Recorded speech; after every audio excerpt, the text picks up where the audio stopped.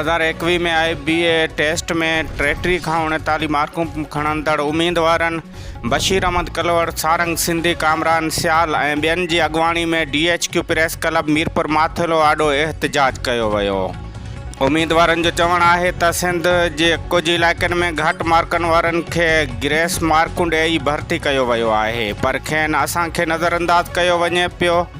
मुज़ाहिरीन मूजिबि ज़िले घोटकी जा चूंडियल नुमाइंदा संदन दाहूं ॿुधण लाइ तयारु न आहिनि। अदालत जे वाज़े हुकुम बावजूदि सिंध हुकूमत खेनि पॉलिसी में शामिल करे ऑर्डर जारी न करे रही आहे। केतिराई नौजवान नौकरी जे इंतज़ार में ओरेज थी रहिया आहिनि। उम्मीदवारनि आला इख़्तियारनि खां घुर कई त सॼी सिंध लाइ हिकु जहिड़ी पॉलिसी जोड़े खेनि फ़ौरी तौर ते ऑर्डर ॾिना वञनि।